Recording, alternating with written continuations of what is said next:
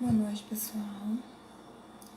Vamos, então, nesse vídeo falar um pouco, né, sobre os capítulo 4 e capítulo 5 do livro Pele Negra, Máscaras Brancas. Nesses dois capítulos aí são bem fortes, né, trazem algumas reflexões sobre essa dependência do colonizador, né, e como é difícil um pouco falar sobre todas as coisas que o autor traz aqui, né? Uma frase que eu destaquei para que a gente venha pensar depois, estando reunidos, está na página 85. Ele diz assim: pedimos desculpas, mas gostaríamos de que aqueles que se encarregam de descrever a colonização lembrem-se de uma coisa. É utópico procurar saber em que um comportamento desumano se diferencia de outro comportamento desumano. E nesse texto fica difícil a gente falar,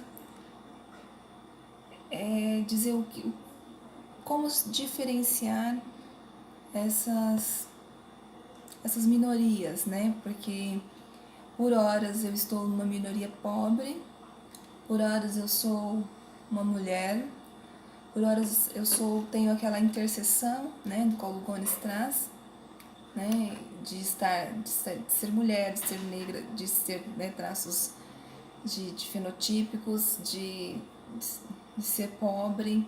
Então todas estas coisas fica difícil dizer de como ser discriminada por cada uma delas faz alguma diferença, né?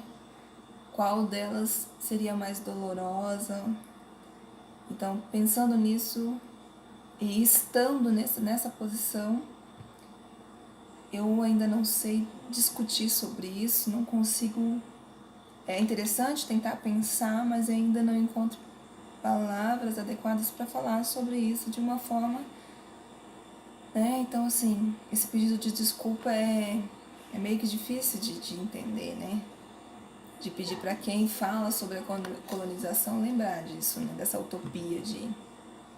Será que tem, então, uma diferenciação? Né? Talvez ser negra é pior do que ser mulher, ou ser mulher é menos ruim do que ser homossexual, ou alguma coisa desse tipo, né?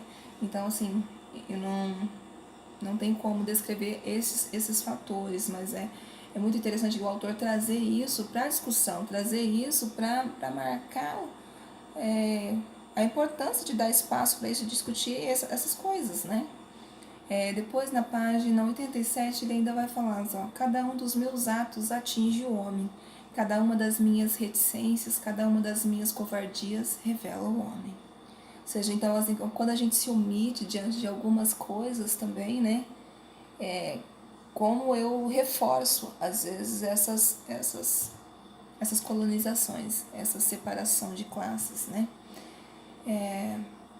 Aí, no início da página 88, ele vem e traz essa separação aqui, né? Quando eu ligo o rádio e ouço na América os pretos são lixados, digo que nos mentiram, Hitler não morreu. Quando eu ligo o rádio e ouço que os judeus são insultados, desprezados, massacrados, digo que nos mentiram, Hitler não morreu. Quando ligo, enfim, o rádio e ouço que na África o trabalho forçado está instituído, legalizado, digo que, na verdade, nos mentiram, Hitler não morreu. Então, como que as pessoas reforçam, né, a existência, da mesma maneira como Hitler foi extremamente doloroso, né, para os alemães, né? Então, assim, é meio que traz como um castigo para eles lembrarem disso, né, dessa colonização, de todas as sofrências que passam depois. Então, é meio que uma frase assim, né, é o castigo deles, né, Hitler. E aí, quando a gente permite certas atitudes ou ignoramos algumas coisas que estão acontecendo à nossa volta, é como se um Hitler que está vivo até hoje, se perpetuando e mantendo essas separações entre determinadas classes, né? E falar em minoria nesse sentido é o que o autor traz, né? Nem sempre a minoria estão em menos quantidades. Quando ele apresenta os números da África, né? Falando dos brancos e dos negros, né? E mostrando os números, a gente vê que ele diz lá, na página 90, na África do Sul devem existir 2 milhões de brancos para aproximadamente 13 milhões de nativos. E nunca passou pela cabeça de nenhum nativo sentir-se superior a um branco minoritário. Então, na verdade, os brancos são a minoria, né? E por que que os negros não veem isso, né? Ou não discutem isso, né? Eu não sei como falar isso que está em discussão aqui para nós. Depois, no outro parágrafo, ele diz: a inferiorização é o correlato nativo da superiorização europeia.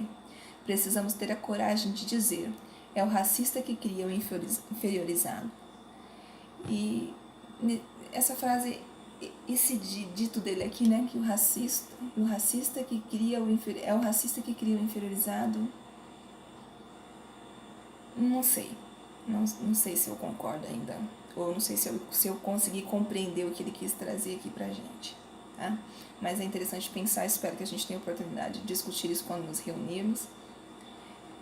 Eu achei o texto, nesses 2 capítulos, bem dolorosos, bem difíceis de discutir, de falar sobre, né? E aí, na página 93, ele diz, né? O que é que você pode fazer? Começar. Começar o quê? A única coisa no mundo que vale a pena começar. O fim do mundo. E tarará. E discutir todas essas coisas, né? Então, assim, eu olhando, trazendo isso pra mim, né? Que dá pra começar, né? Dá pra começar a discutir, mas começar a pensar sobre essas diferenciações, essa separação que tortura, que violenta, que é desumano, né? Essas relações, essa violência, ela é desumana, né? Ela, como se ela pudesse dizer que são diferentes, que somos diferentes, e assim, nesse sentido de poder, de participantes da humanidade, do legado da humanidade, né? Então, assim, como eu trouxe em um dos vídeos anteriores, né? Que a história do negro é uma parte da humanidade, da história da humanidade, mas acho que eu poderia melhorar essa frase dizendo que a história do negro é a história da humanidade, né? É da história da humanidade. Não é parte, ela é a história da humanidade. E isso tem que ter o seu espaço, a sua valorização. Aí já entrando no capítulo 5, né, sobre a experiência de viver nesse espaço. E aí ele traz algumas coisas que me vêm à mente, assim, quando que você se percebe em uma classe de discriminação, né? Enquanto que por tempos eu não tipo, sempre discutimos em casa essa questão de negro, dessas coisas, mas sempre foi uma coisa meio que na brincadeira. E uma vez sendo discriminada assim pela cor, como que isso me assustou, como que isso me incomodou, me violentou em algumas coisas que eu não gosto de lembrar, que eu não gosto de discutir, mas que eu não tinha me percebido naquele espaço ainda, né? Já tinha me percebido em outros lugares de discriminação, mas não nesse. E aí como que a gente percebe, como que as relações se dão nesse contexto de discriminação. Na página 103, ele vai dizer que de um povo colonizado, uma impureza, uma tara que proíbe qualquer explicação ontológica.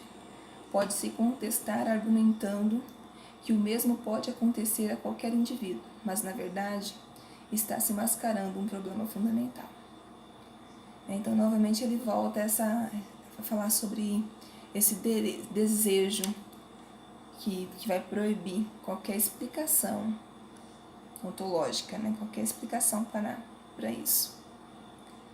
E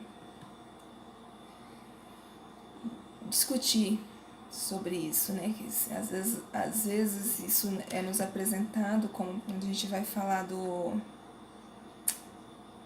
o Dia da Consciência Negra, não sei, para mim é meio que mascarar o que nós temos de colonização nesse sentido. No final da página 104, ele diz, lá no finalzinho, só um pedacinho que ele diz: entre meu corpo e o mundo se estabelece uma dialética afetiva.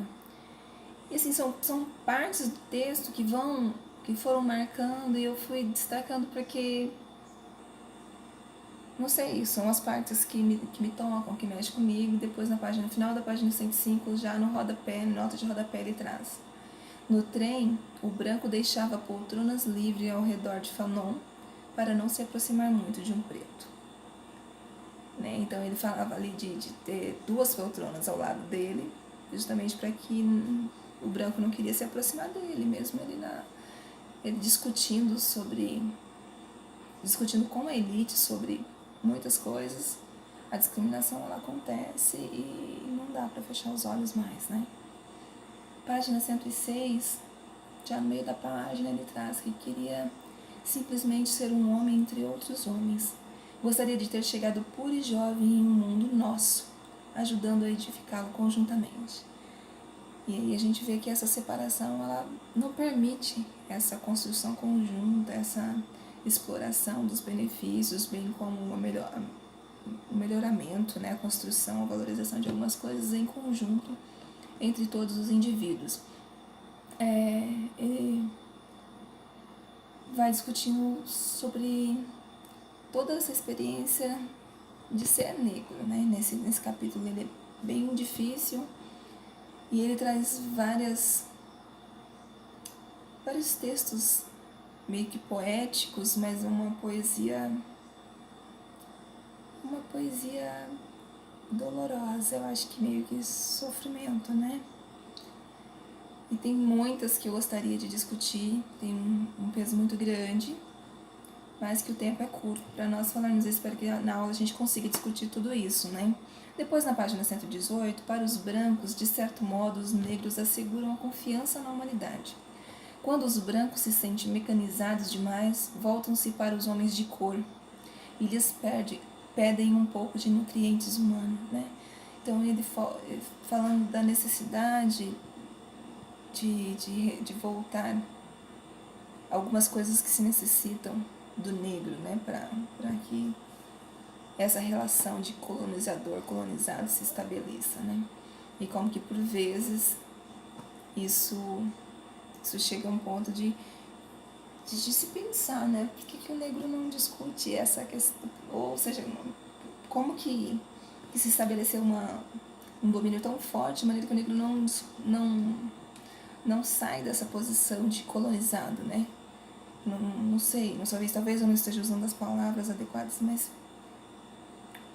como que foi tão um sistema tão elaborado, tão difícil de se organizar, de se tentar se estabelecer uma saída para isso, né? E aí ele diz, né, que iremos até vocês, ou seja, iremos até os negros, que são a infância do mundo, ou seja, falando daquele capítulo 1 lá que a gente vem trazendo lá no prefácio do livro, que eles reconhecem que o negro tem a sua parte na história, né, como o desenvolvimento humano, né, como vindo dos macacos, né, mas que como se ficasse lá, fosse a parte inevoluída da humanidade, a parte que não evoluiu, né, e eu achei assim meio difícil discutir, mas aí ele vai falar que, né, outra coisa que o Ricardo falou e que eu gostaria de retomar é que justamente respondendo a experiência negra ela é ambígua, pois não há um preto, há pretos, né? Falando embora a gente discute a questão do negro, a gente não tem como fugir também da individualidade, né? E outras coisas que ele trouxe em outros capítulos, né? Do negro que por vezes também replica e perpetua esse sentimento de colonizador, essas atitudes do colonizador, né? E aí, no finalzinho que ele traz na página 125, falando lá, sentimento de inferioridade? Não, sentimento de inexistência. O pecado é preto, como a virtude é branca. Todos estes brancos reunidos, revólveres na mão, não podem estar errados. Eu sou culpado. Não sei de quê, mas sinto que sou miserável. E aí eu acho que fica bem clara aquela questão de reforçar desse sistema tão bem colocado, né, o mal, né, mas tão fortemente colocado de um negro se aceitar nessa posição de inferioridade. Talvez não sejam essas as palavras mais adequadas, mas que nós nos voltemos a discutir esses pontos e voltemos a pensar neles, né, para que essa experiência de estar numa classe inferior, embora o livro discute a questão do negro, mas se a gente for colocar as outras minorias também para discutir sobre isso, né? E minorias, como o texto apresenta, não no sentido numérico, mas no sentido de valorização mesmo, né?